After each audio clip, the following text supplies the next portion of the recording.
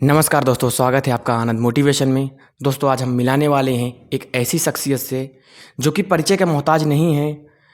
अनूप उपाध्याय जी हैं, जो कि अनूप अनुपम कवि के नाम से विश्वविख्यात हैं। ये राष्ट्रीय कवि मंचों पर काव्य पाठ करते हैं और संचालक के रूप में भी अपनी भूमिका अदा करते हैं। मैं इनसे कॉलेज टाइम से बहुत प्रभावित था।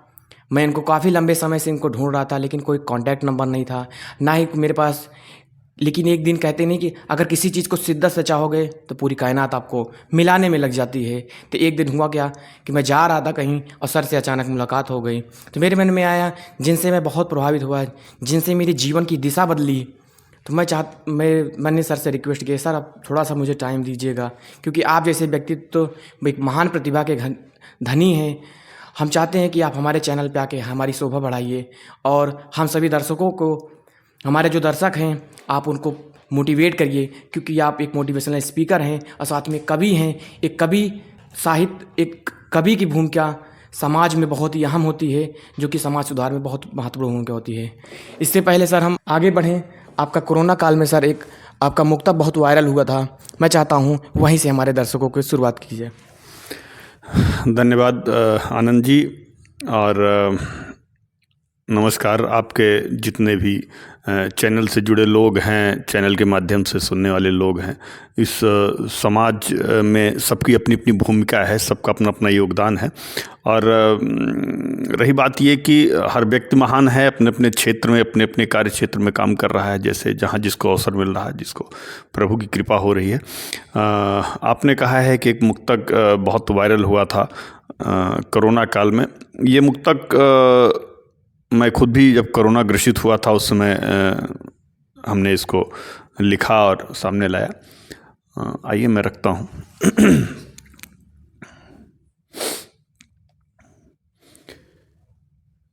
इसका ध्येय ये था कि जीवन में कैसी भी मुसीबत आ जाए, कैसी भी दिक्कतें आ जाए, और कोरोना ने तो हमें बहुत कुछ लिया, तो बहुत कुछ सिखा भी दिया है कि डरना नहीं चाहिए। जब जैसे जो होना है होके रहेगा, अपने कर्तव्यों का निर्वहन करना चाहिए और बहादुरी के साथ डट के मुकाबला करना चाहिए। वहीं से मुक्तक था ये कि डरने से कब मौत रुकी है, डरने से कब मौत रुकी है, कहाँ रुकी झुक जाने से, आना है जब आ जाएगी एक दिन नए बहाने से, एक दिन नए बहाने से। वो आए हो सो जाना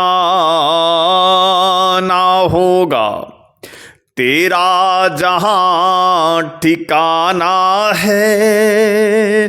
ओ कर्म प्रधान कर्तव्य धरा पर, मिटता नहीं मिटाने से, मिटता नहीं मिटाने से।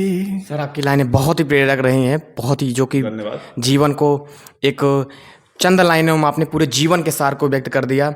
सर आप समाज में हर क्षेत्र में आप बढ़ चढ़ कर अपनी भूमिका अदा करते हैं। मैं चाहूँगा आप अपनी पारिवारिक पृष्ठभूमि के बारे में बताइए कि आप किस तरीके से आप प्रभावित हुए और इस क्षेत्र में आए। पारिवारिक पृष्ठभूमि की बात करें तो मेरा जो पैतृक गांव है वो जनपद प्रतापगढ़ का एक गांव है बोहनमई। बोहनमई के ज़मींदार परिवार पंडित मेहरबान उपाध्याय जी के परिवार में हमारा जन्म हुआ है। और हमारे जो परबाबा थे पंडित श्याम नारायण उपाध्याय जी, पंडित श्याम नारायण उपाध्याय जी फौज में थे। आज़ादी के पहले फ्रांस लड़ने भी गए थे और बाद में वो गांधी जी से प्रभावित होकर नौकरी छोड़ दिया उन्होंने, और गांव आए। गांव में उन्होंने तमाम जो खादी पे काम कर रहे थे तमाम लोग थे, जो मूल आश्रम था रनिवा में, वहाँ से उन्होंने को आमंत्रित किया कि प्रतापगढ़ में भी चरखा आश्रम केंद्र खोला जाए, और वो काम करना चाहते थे लोगों को एकत्र करके।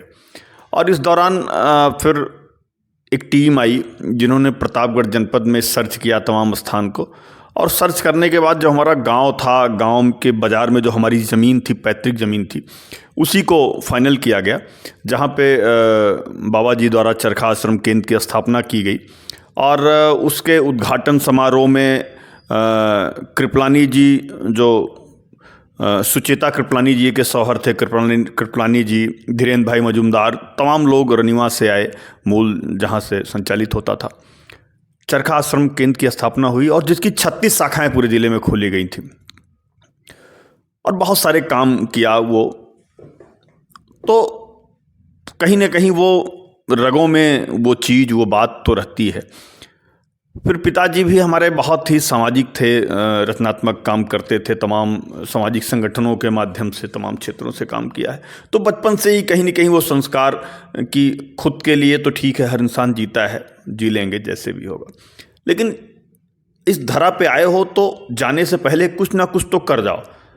और सबके अपने कर्ज होते हैं, जैसे माँ बाप के कर्ज होते हैं, अदा करने हैं। उन्होंने जन्म दिया है, पाला है, पोसा है, बड़ा किया है। तो आपके इस जन्म लेने से आज तक के आगे के जीवन में समाज का भी अपना योगदान होता है, चाहे वो प्रकृति का हो, चाहे मानव रूप का हो, चाहे वो पशु पक्षियों का हो, सबका योगदान है आपके जीवन में। और सबके प्रति कर्तव्य बनता है कि जहाँ जैसे जो मौका मिले करना चाहिए और करते रहिए। जी जी सर, साहित्य में कहाँ से आपका आना हुआ? साहित्य में आने की बात अगर करते हैं तो यूँ तो पहली बार जब मैंने लिखा तो संभवतः कक्षा 8 में पढ़ते थे हम, और एक बार गांव के कुछ बच्चे गए थे जानवर चराने, बड़ी शौक थी गांव में से जुड़ के रहने की, उनके साथ मैं भी टहलते चला गया।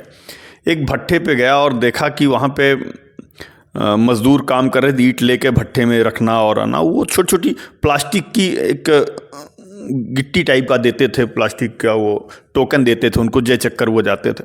हमने पूछा कि ये प्लास्टिक का जो दे रहे हैं इसका मतलब क्या है? वो बोले कि जितने चक्कर आते हैं उतने चक्कर इनको दिए जाते हैं, और इसी को गिन के इनको पैसे दिए जाएंगे, इनका मेहनत का जो फल होगा वो पैसे के रूप में प्रोवाइड किया जाएगा। तो जब उनसे पूछा कितना पैसा दिन भर में कमा लेते हैं, कितना पाते हैं, तो पता लगा उस समय की बात है वो कि 50 रुपये, 60 रुपये, जिसका जो जैसे बनता है लगभग ये कमा लेते हैं दिन भर में। मैं रात आया, घर पे सो रहा था, फिर लेटे लेटे देख रहा था कि सोचते सोचते कि वो कितना कमा लेते होंगे, और जितनी उनकी दिन भर की आमदनी उतना तो वो खाना पीना उसमें ख़त्म हो जाता होगा। अगर वो 2 दिन 3 दिन बीमार हो गए तो फिर उनका खर्चा कैसे चलेगा, भोजन कैसे करेंगे, दवा कहाँ से आएगी? तो वो कहीं ना कहीं वो बातें टच की, और कुछ लाइनें, बहुत जानकारी तो थी नहीं, कुछ गलत सही जो जैसे सेट हुआ, बहुत जानकारी, लेकिन लिखा पहली बार वहाँ पे लिखा कि ऐ गरीबी चाहे जो करवा ले, वो एक तुकबंदी टाइप में लिखा था। तो जन्म तो वहीं से कहीं ना कहीं पड़ गया था।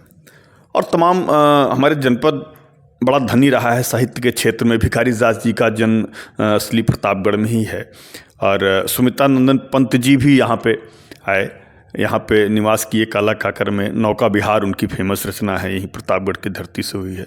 और एक संचेतना का प्रोग्राम हमारे यहाँ होता है 52 वर्षों से, और राष्ट्रीय स्तर के तमाम वो बड़े नाम जिनको भी आप जानते हैं, तो वो सब के सब यहाँ पे आए, उन्हें सुनने का अवसर मिला। तो हमने देखा कि साहित्य एक ऐसी विधा है कि जिसके माध्यम से वो बातें बड़ी आसानी से आप रख सकते हो, किसी के दिल तक उतर सकते हो, पहुँचा सकते हो, जो आम भाषा में शायद आसान नहीं होता है।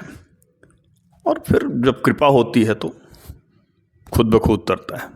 सर, एक कवि का जो समाज होता है उसमें कितनी भूमिका होती है? कवि का जी की जो सामाजिक भूमिका होती है, अगर सीधे सीधे हम कहें तो बस इतना सा है कि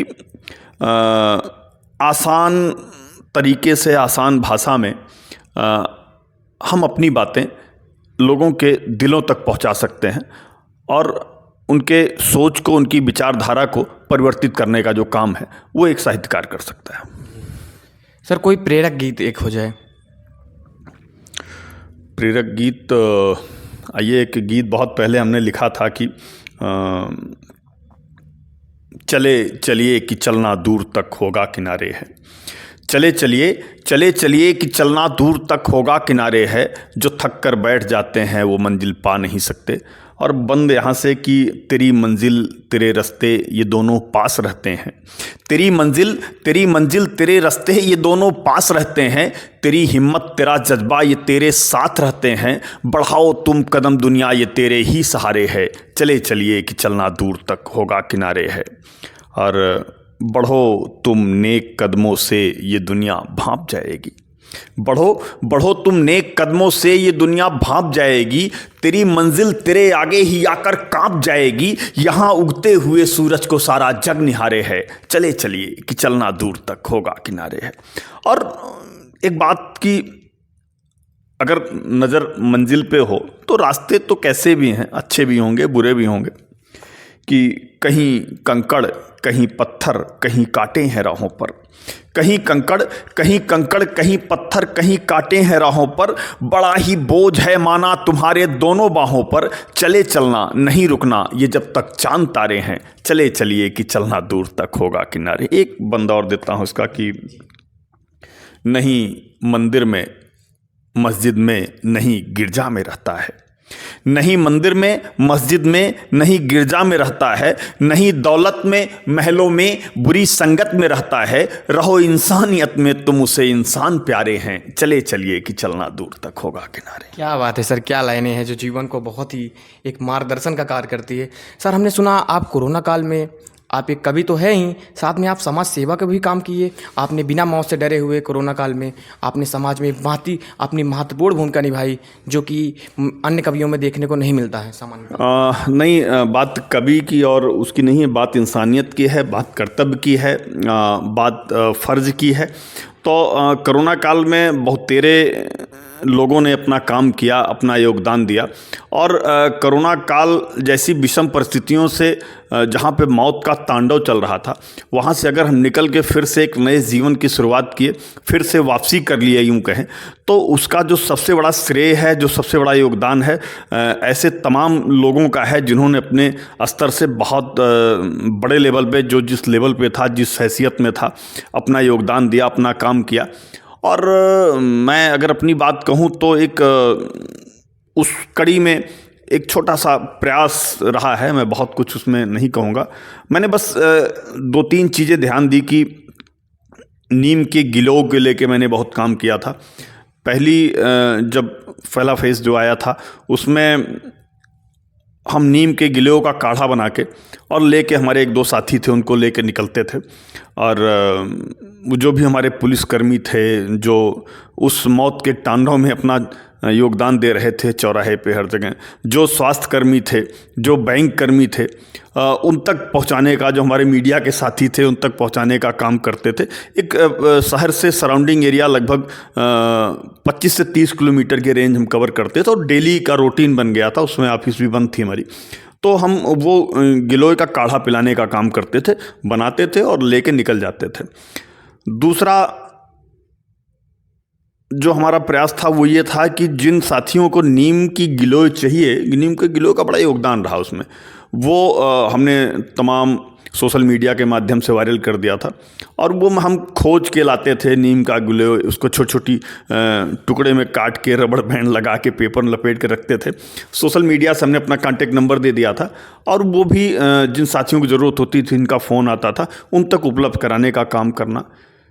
तीसरी जो सबसे बड़ी बात थी कि इतना डर गए थे लोग कि कोरोना हो गया, जिस गली में, उस गली में जाने को नहीं तैयार थे। जिसके घर में कोरोना हो गया किसी को, वो बाहर नहीं निकल सकते हैं घर में। अब आवश्यकताएं तो चाहिए ना, उन तक दूध कैसे पहुँचे, उनका सामान कैसे पहुँचे, उनकी दवाइयाँ कैसे पहुँचे।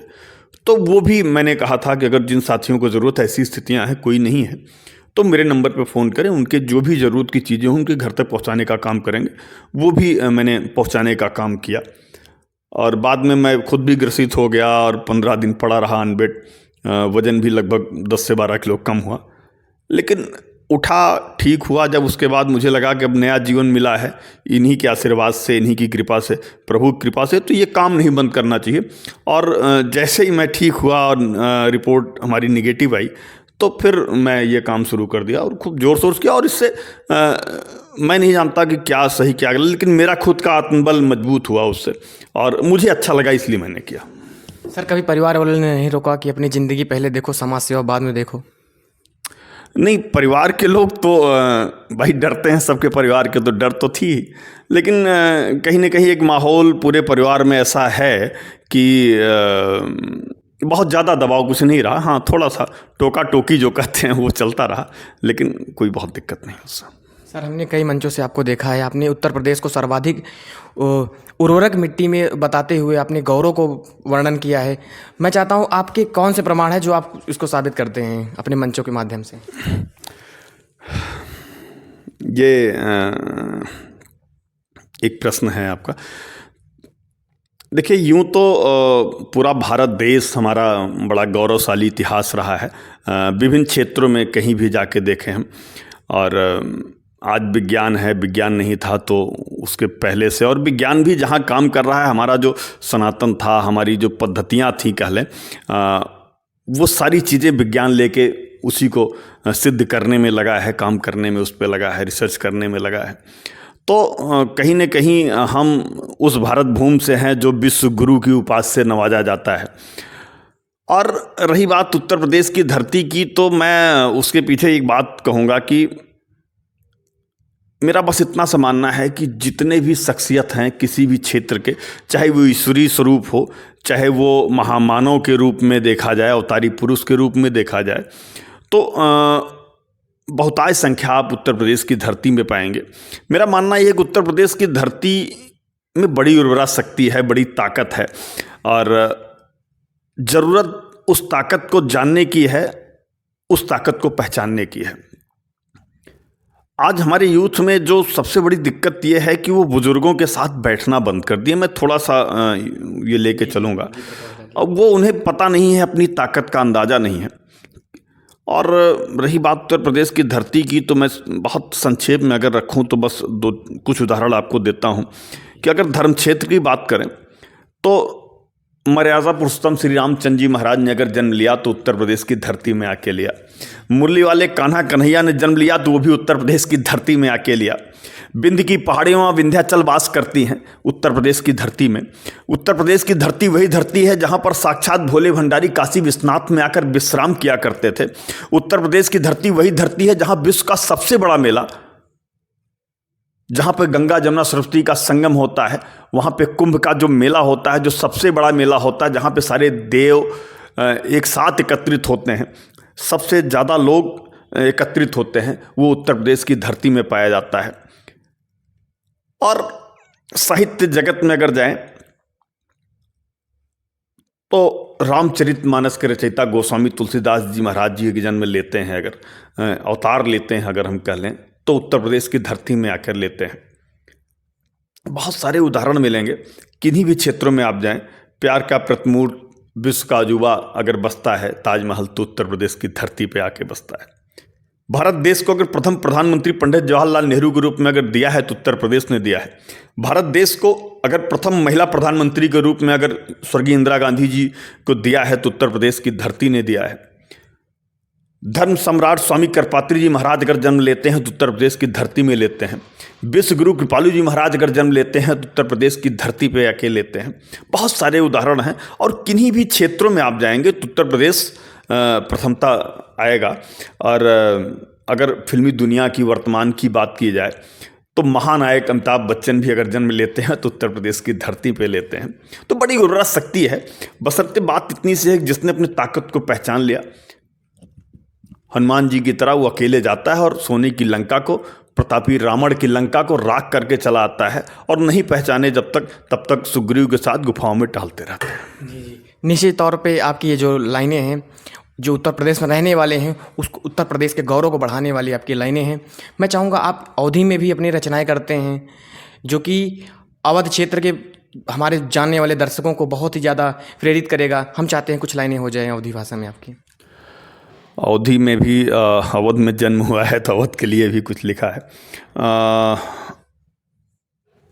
मैं एक गीत बहुत पहले अवधी में लिखा था, बहुत बड़ी कई सारे उसके बंद हैं, मैं कुछ याद आ रही हैं, एक आध दो बंद उसका रखता हूँ कि वो बचपन में हम लोग गांव जाया करते थे जब छुट्टियां होती थी तो गांव में हमारे एक बाग होती थी, बड़ी सी बाग में कुएं पे कुछ बच्चे इकट्ठे होते थे, हम लोग एक साथ एकत्रित होते तो खेला करते थे। और वहीं से उस पीपल का पेड़ था उसके नीचे, वहीं से उठाया है। एक जोगी बाबा गांव में घुसते थे सारंगी लेके और गाते बजाते पगड़ी बांधे हुए, तो वो सारे दृश्य एक रात याद आए तो वहीं से लिखा था। कुछ बंद उसके सुनाता हूँ, फिर एक अवधि उसके बाद कोरोना काल में भी मैंने लिखा था, वहाँ पे मोल्ड करता हूँ। वो जो हमने बचपन का गांव देखा था कि उ पीपर के नीचे उ पनघट के डेरा उ लड़कन के टोली उ जोगी का फेरा, उ पीपर के नीचे उ पनघट के डेरा उ लड़कन के टोली उ जोगी का फेरा, उ झाबर उ चील्होर गुल्ली और डंडा कहाँ पाई बोलाए मंदिर के पंडा, कैसे कही हमका बहुत ही सतावे, हे राम फिर से जो बचपन हुआ आवे। कुछ छुपा छुपौली उ घर के भुसौली, कुछ छुपा छुपौली उ घर के भुसौली, उ राबे के गगरी उ बूझा बुझौली, उ तोता उड़ाऊ बु मैना उड़ाऊ, बूढ़ी जौन बकरी तमाचा जमाऊ, उ सांझे के डेबरी और माई बुलावे, हे राम फिर से जो बचपन हुआ आवे। निश्चित तौर पे आपकी लाइनें हमारे बचपन को पूरा चंद लाइनों में व्यक्त कर दिए। बहुत ही लग रहा है कि जैसे बचपन को दोबारा से जी रहे हैं आपकी लाइनों के माध्यम से। सारी चीज़ें हैं कि पतरका के बिटिया का खेल चिबिड्डी, को पतरका के बिटिया का खेल, ये सारे पात्र हमारे गांव के वो पात्र हैं जो आज भी मौजूद हैं। काफ़ी नाम उसमें से हमारी कहाइन दादी थी पतरका, उनकी बिटिया थी, उसका नाम था कि पतरका का बिटिया का खेले चिबिड्डी, पढ़े व लिखे में रही मुल्फ सिड्डी, उ कपड़ा का गोना उ नीमी के छैया, उ कूदे अखाड़ा में कुश्ती लड़ैया, उ गौवा भ मिल के जो छनिया उठावें, हे राम फिर से जो बचपन हुआ। बहुत लंबा गीत है वो सारी चीज़ें कि उ मटरे के छीमी, उ आलू कचालू, आगी में भूजें गंजी जो लालू, तो बहुत लंबी गीत है। वो बचपन की यादें, बचपन के वो दृश्य हैं, वो हमने लिखा। फिर फर्स्ट फेज में जब सारी चीज़ें बंद हो गई, ब्लॉक कर दिया गया, ऑफिसें भी बंद हो गई, तो मुझे लगा गांव चलना चाहिए। प्राकृतिक वातावरण से बड़ा लगाव है, गांव बहुत अच्छा लगता है मुझे।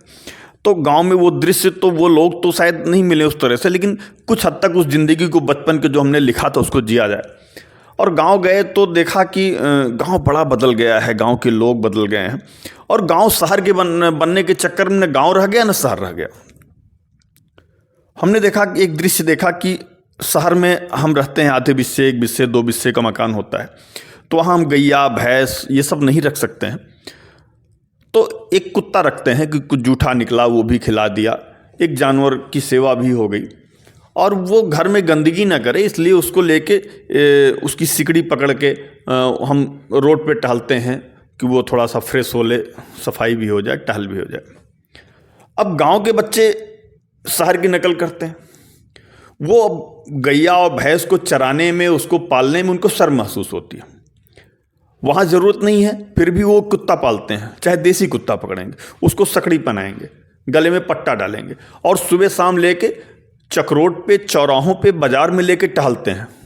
तो वो दृश्य देख के बड़ा दुख हुआ कि और फिर हमने एक अवधि में फिर उस पर लिखा कोरोना काल में कि उसके एक दो बंद कुछ रखते हैं बीच में कि हमसे पूछा, जैसे हम लोगों का भी जीवन अब इस लेवल पे पहुंच गया है कि बचपन से लेकर आज तक कि वो परिवर्तन देखा, वो दौर भी देखा और ये भी दौर देख रहे हैं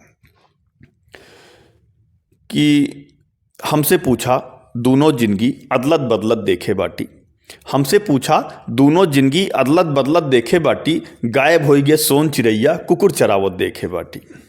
और ननकू काका के मड़ही का हवा बयारू शीतल छाँव, कि ननकू काका के मड़ही का हवा बयारू शीतल छाँव, ननकू काका के मड़ही का हवा बयारू शीतल छाँव, बड़की माई के नैहर के मामा मामी उनकर दाँव, बाबू के चिंता में जागत रात बितावत देखे बाटी, हमसे पूछा दोनों जिंदगी अदलत बदलत देखे बाटी। कि बुधई के लड़किया हर जोते मूल पढ़े लिखे कलेक्टर हो गए, कर्म करने वाला आगे बढ़ता है, प्रयास करने वाला आगे बढ़ता है। कि बुधई के लड़किया हर जोते मूल पढ़े लिखे कलेक्टर हो गए, दाऊ के बहनी का बेटवा बम्बई गवा एक्टर हो गए, और जमींदार के लड़कन का हम पान लगावत देखे बाटी, हमसे पूछा दोनों जिंदगी अदलत बदलत देखे बाटी। एक आध बंद और सुनाते हैं आप। निमरू के पटरहिया चड्ढी पाछे हरदम फटी रहा। ये भी एक दृश्य था गांव का, वो छूने की कोशिश किया, 2-3 बंद उसके अलग अलग कि। और एक मजेदार बात कि गांव में जो बिल्कुल पढ़े लिखे नहीं होते थे पहले, उनको भी रामायण की कितनी चौपाइयां रटी होती थी। आज क्या है, लड़का ग्रेजुएट है लेकिन रामायण की 3 चौपाई पूछ लो तो नहीं बता पाएगा। एक तरफ हम एक कुछ हासिल कर रहे हैं तो बहुत कुछ छोड़ रहे हैं, अपनी पहचान छोड़ रहे हैं। वो देखिए कि निमरू के पटरहिया चड्ढी पाछे हरदम फटी रहा है और रामायण का कितनी चौपाई पगलू तक कर रटी रहा है। कि निमरू के पटरहिया चड्ढी पाछे हरदम फटी रहा है, रामायण का कितनी चौपाई पगलू तक कर रटी रहा है। पाड़े काका का सिंधी ढाबा पे मुर्गा चापत देखे बाटी, हमसे पूछा दोनों जिंदगी अदलत बदलत। एक बंद और रखता हूं, एक दृश्य दिखाता हूं कि नीमी के चौरा का पूजय सगरव गांव भवानी बोले। कि नीमी के चौरा का पूजे सगरो गांव भवानी बोले। नवरातन माँ बिटिया पूजे उनका देवी रानी बोले। अब अपने शादी में पैक लड़ावत धुआं उड़ावत देखे बाटी, हमसे पूछा दोनों जिंदगी अदलत बदलत देखे बाटी। क्या बात है सर, बहुत ही सराहनीय आपकी लाइनें हैं। युवाओं को क्या संदेश देना चाहते हैं? युवाओं से मैं बस इतना कहूँगा कि कितनी भी समस्या आ जाए कभी डरना नहीं चाहिए जीवन में, और अपने कर्तव्यों का निर्वहन करो। अपनी ताकत को पहचानो, खुद को पहचानो, मैं कौन। क्योंकि आपने जन्म लिया है, खाली हाथ आए थे और खाली हाथ जाओगे, श्री कृष्ण जी ने कहा है और तमाम माध्यमों से महापुरुषों ने कहा है। तो कभी इस बात का पश्चाताप तो करने नहीं है। दूसरी चीज ये कि जिसके जीवन में जितने संघर्ष हैं, जिसके जीवन में जितना कष्ट है, वो उतना ही प्रभावशाली व्यक्तित्व बनने वाला है, वो उतना ही मजबूत व्यक्तित्व बनने वाला है, या उसको अपने को साबित करने का बहुत बड़ा माध्यम है। इसलिए पहले तो ईश्वर को, प्रभु को थैंक यू बोलना चाहिए, धन्यवाद कहना चाहिए कि आपने जीवन का जो मूल है उसको भी मुझे दिखाया, मुझे आभास कराया, उसका भी अनुभव मुझे हुआ। अगर ये कष्ट ना मिलता तो मुझे कैसे पता लगता कि पैर में अगर टूट जाए तो कैसे चला जाता है। संपन्नता होने के बाद, पैसा होने के बाद, सारी सुविधा होने के बाद हर कोई जी लेता है, हर कोई कुछ कर सकता है। पैसा है, आप बाजार गए, पैसा फेंक के खरीदे चले आए। बिना पैसे के करके दिखाओ, अभाव में कुछ करके दिखाओ, तब तो जाने ना बहादुर हो आप। तो वो सिद्ध करने का जो अवसर है, सिद्ध करने का जो मौका है, वो उसी के पास है जिसके पास अभाव है, जिसके पास कष्ट है, जिसके पास समस्याएं हैं। ये कष्ट, ये समस्याएं जो हैं, इसको अपनी कमजोरी नहीं, इसको अपनी ताकत बनाओ और उस ताकत के साथ, उस औजार के साथ आगे बढ़ो, लड़ो। आप एक महान व्यक्तित्व बन सकते हो। कोई अलग से जन्म नहीं लेता है। मैं अगर इस पे कहूँ तो बस इतना कहूँगा कि तेरे मासूम सवालों का जवाब दे दूंगा, तेरे मासूम सवालों का जवाब दे दूंगा। ऐ जिंदगी एक दिन तेरा हिसाब दे दूंगा। कौन कहता है कि फरिश्ते जन्म लेते हैं, एक दिन इसका भी खिताब दे दूंगा। और युवाओं को कहूँ तो बस इतना कि दिल की तस्वीर तूने अभी नहीं देखी है, दिल की तस्वीर तूने अभी नहीं देखी है, अपनी तकदीर तूने अभी नहीं देखी है। कितनी ताकत है तेरी फौलादी इरादों में, अपनी ताकत को तूने अभी नहीं देखी है। क्या बात है सर। आपके मैंने कई मंचों पर आपको देखा है, आपने कर्म की प्रधानता पर चर्चा करते हुए मैंने आपको देखा है। अगर 2-4 लाइनें उस पर हो जाए तो क्या बात है? यूँ तो सारी विधाओं को छूने की कोशिश किया है। दर्द है, भाव है, ओज है, प्रेरक है। मैंने कर्मवीर पुरुषों पे भी लिखने की कोशिश किया है, जो कि मेरे निगाह में जो कर्मवीर पुरुष है वही एक व्यक्तित्व है, वही एक प्रेरक है, समाज को एक दिशा देता है। और वो उससे बड़ा, उससे महान कोई नहीं है मेरी नज़र में। अगर एक तरफ अगर ईश्वर साक्षात खड़े हो जाए, एक तरफ कर्मवीर पुरुष खड़ा हो जाए, तो मैं कर्मवीर पुरुष के पीछे पहले चलने की कोशिश करूंगा और ईश्वर को प्रणाम करके आगे बढ़ जाऊंगा। तो बहुत पहले हमने एक लिखा था कि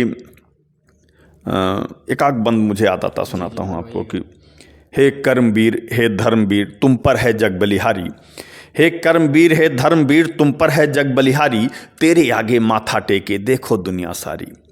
भाग्य भरोसे जीवन सारा फिर भी ना घबराना, कर्म धुरी है जीवन का बस आगे बढ़ते जाना। हे वंदनी अभिनंदनी कर्मों के मेरे पुजारी, तेरे आगे माथा टेके देखो दुनिया क्या सारी। बात है सर। दुनिया अगर झुकी है तो कर्मवीर पुरुषों के सामने झुकी है।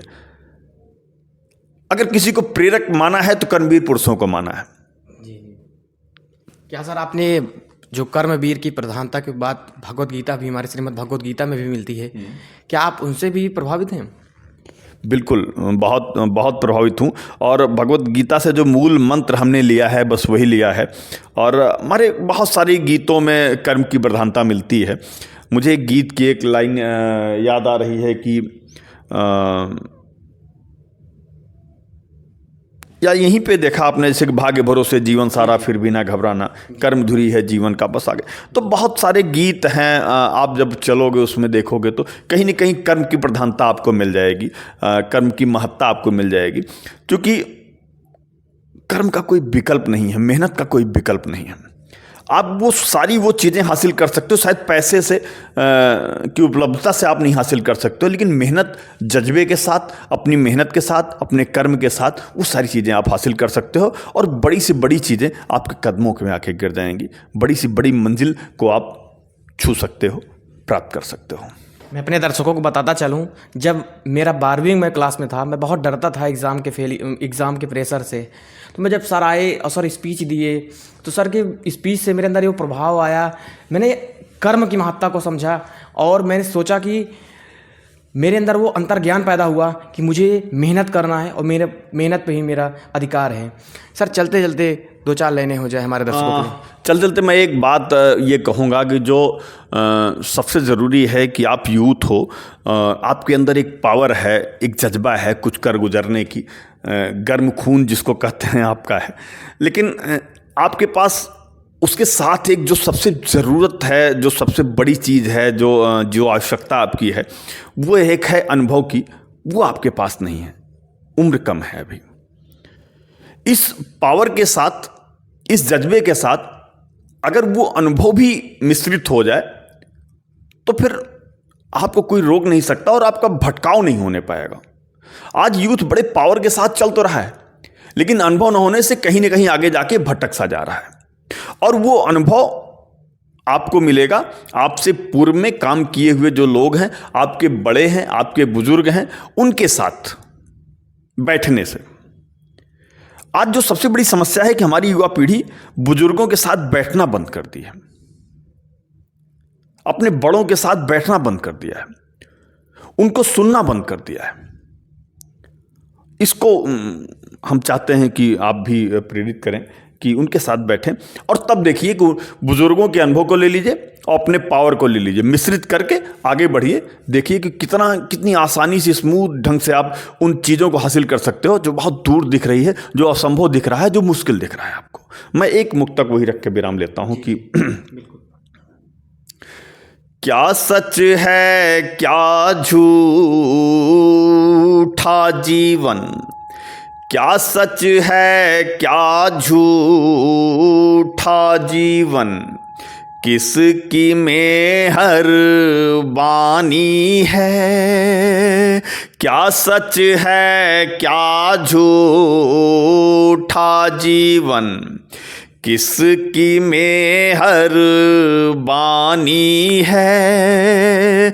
उस बूढ़े बरगद से पूछो जिसकी उम्र पुरानी है, जिसकी उम्र पुरानी। और एक और लाइन की, उस बूढ़े बरगद से पूछो जिसकी उम्र पुरानी है, जिसकी उम्र पुरानी है। तो कौन है सच्चा कौन है झूठा, किसकी गाथा गाओगे, उस जहर का प्याला उसके खातिर जो मीरा दीवानी है, जो मीरा दीवानी। क्या बात है सर, बहुत ही सराहनीय लाइन है आपके। बहुत बहुत धन्यवाद सर, आपने हमें समय दिया और आप जैसे व्यक्तित्व से मिलना ही बहुत गर्व की बात है। बहुत बहुत धन्यवाद सर आपका हमारे चैनल में। बहुत बहुत धन्यवाद आनंद जी आपका कि आप एक यूथ हो और एक कुछ अच्छा कर रहे हो, समाज को एक दिशा देने का काम कर रहे हो, युवा पीढ़ी को एक दिशा देने का काम कर रहे हो और हम जैसे लोगों को भी समाज में रखने का काम कर रहे हो। ये भी बहुत बहुत धन्यवाद आपके लिए। बहुत बहुत शुभकामनाएं आपको। आप बहुत आगे जाएं, आपका चैनल उन ऊंचाइयों को हासिल करे, उस लक्ष्य को हासिल करे जिन एक स्वच्छ भावना के साथ आप काम कर रहे हैं। बहुत बहुत धन्यवाद। आपके दर्शकों को भी बहुत बहुत बहुत धन्यवाद सर।